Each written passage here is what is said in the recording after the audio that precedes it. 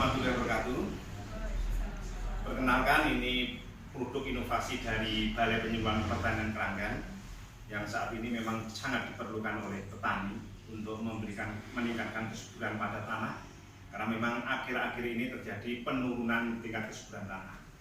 Sedangkan pupuk kimia secara umum ini sangat sulit untuk kita dapatkan.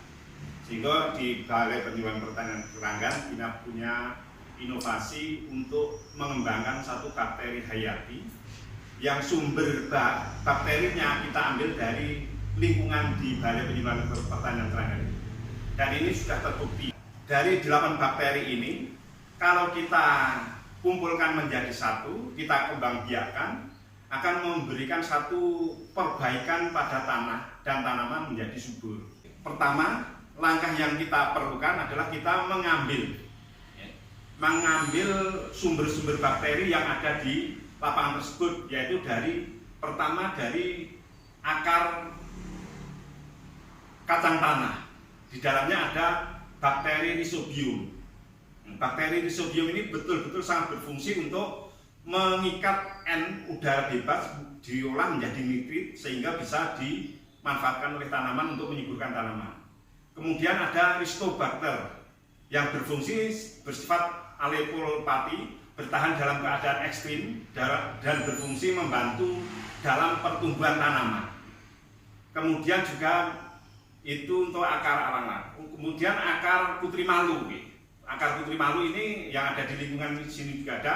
Itu ada Bacillus sp sebagai bakteri pelarut P dan K. Kemudian juga mengandung Actinomycetes sebagai antibiotik. Jadi bisa memperbaiki ketahanan tanaman terhadap penyakit. Kemudian ada bakteri Pseudomonas fluorescens, menahan layu bakteri. Ini sangat baik sekali. Kemudian akar bambu. Akar bambu ini mengandung Rhizobacter untuk membantu pertumbuhan tanaman. Sehingga dari 8 bakteri ini kita kembangkan, karena selama ini bakteri itu di dalam tanah, di dalam tanaman itu pasif. Nah, setelah kita kembangkan akan aktif dan akan bekerja sesuai dengan apa yang kita inginkan untuk merubah unsur-unsur hara yang ada di dalam tanah.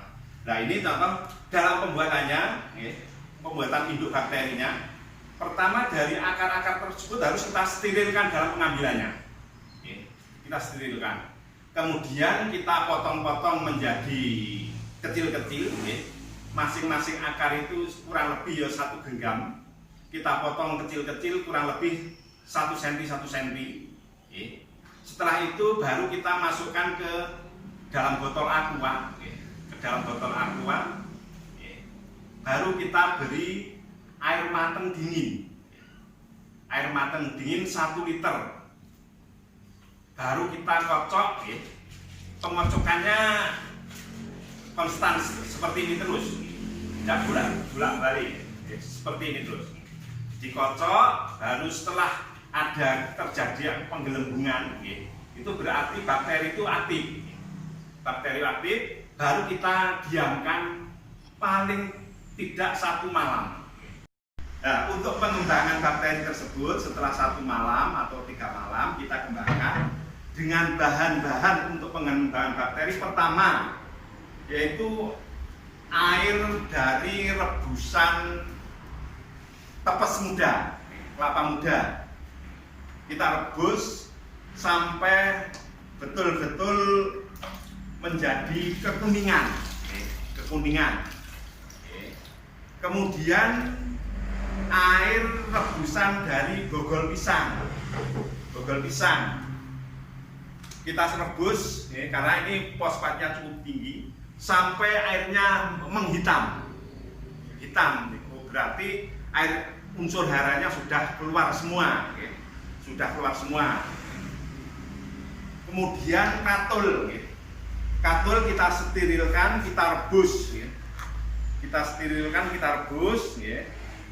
Kemudian nanti kita ambil airnya, kita peras.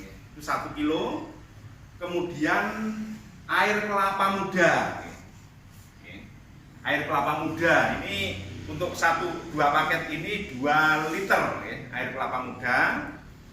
Kemudian terasi terasi ini kurang lebih 1 kilo. 1 kilo. Kemudian untuk micin utawi pepsin itu 2 kilo. 2 kilo. Kemudian ada ekstrak tulang sebagai sumber kaliumnya, dan ekstrak cambah untuk meningkatkan N dan proteinnya. Kemudian ada agar-agar. Ada agar-agar itu 2. Agar-agar kita pilih yang tidak berwarna. Kemudian ada tetes. Tetes ini, untuk tetes ini nanti kurang lebih 2 liter untuk satu ini. Itu bahan-bahan yang kita gunakan untuk pengembangan. Karena ini fungsinya di samping sebagai menumbuh kembang biakan bakteri hayati, sekaligus dia akan menjadi pupuk, meramu menjadi satu ramuan yang bagus sebagai bakteri hayati. Itu kita satukan dalam satu wadah. Pertama ini terdiri dari air rebusan tepes sabut kelapa, rebusan air bonggol pisang, kemudian rebusan tetes. Ini tetes kita sterilkan, sehingga warnanya seperti ini, warnanya seperti kemerahan itu. Kemudian kita masukkan terasi kita masukkan.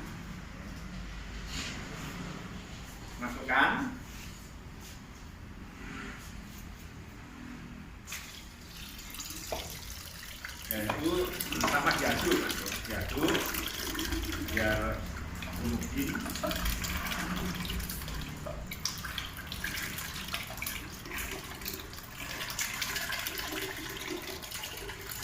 Kemudian micin kita masukkan. Terus ya, micin. Kemudian setelah micin, air kelapa kita masukkan.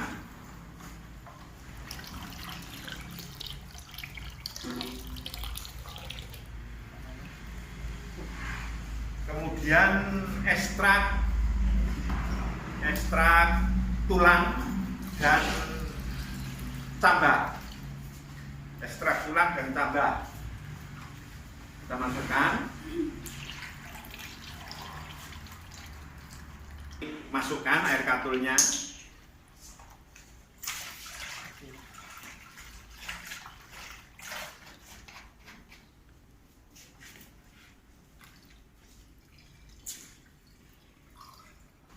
Setelah itu baru kita cek suhunya. Kalau suhunya panas, kita tidak berani untuk memasukkan biangnya induknya, karena ini suhunya sudah dingin. Baru kita masukkan biangnya. Dua-duanya 2 paket kita masukkan. Ini merupakan sumber bakteri yang terdiri dari 8 bakteri tadi kita masukkan.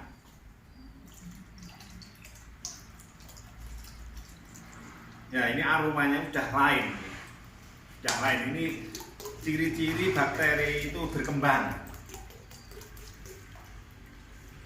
Baru setelah kita aduk homogen, secepatnya masukkan ke dalam jerigen untuk difermentasi. Untuk dilakukan fermentasi selama 21 hari. Nah, setelah 21 hari itu nanti kita tutup dalam jangka 15 hari. Pertama, dari hari pertama sampai 15 hari itu kita buka sebentar, kita kocok kurang lebih 5 menit, kita goyang-goyang saja. Kita goyang-goyang setiap pagi atau setiap sore, pokoknya setiap 1 hari sekali. Kemudian baru kita diamkan 1 minggu. Kita diamkan 1 minggu, baru kemudian kita buka, sudah kita bisa panen, dan hasilnya ini seperti ini. Hasilnya aromanya akan wangi, aromanya harum. Ini yang sudah jadi siap untuk diaplikasikan pada tanaman, utamanya tanaman sayuran yang ada di lingkungan pekarangan, itu akan lebih bagus. Untuk aplikasi, untuk setengah liter bakteri hayati plus ini untuk 50 liter air. 50 liter air. Sehingga paling tidak untuk 1 liter itu kita hanya perlu sekitar 4-5 tutup. 4-5 tutup ini sudah cukup membuat tanaman kita subur. Dengan bakteri dan pupuk hayati ini jelas akan mengurangi beban pupuk kimia yang diberikan kepada petani. Pengalaman yang saat ini kita gunakan, kita bisa mengurangi penggunaan pupuk kimia sampai 50%. Untuk biaya pembuatan bakteri hayati plus pupuk organik hayati tadi, bahan-bahan yang kita perlukan antara lain 1 kilo katul itu seharga 3.000. Terus 1 kilo micin itu seharga 45.000. Kemudian 1 kilo tetes tebu itu seharga 5.000. Kemudian 1 buah kelapa muda itu 5.000. Kemudian tepung agar-agar 1 bungkus itu 4.000. Kemudian tepung tulang itu 3.000 untuk 1/4 kilo.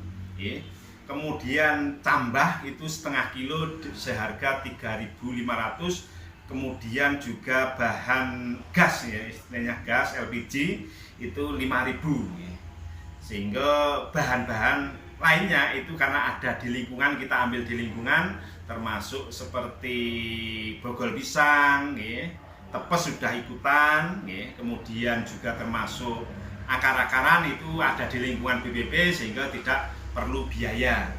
Total biaya itu kurang lebih 73.500 untuk 1 resep. Nanti akan menghasilkan kurang lebih 20 liter bakteri hayati dan pupuk organik hayati. Itu sangat hemat sekali sehingga betul-betul bisa mendukung pertanian yang ramah lingkungan, sehat, dan hasilnya akan meningkat juga.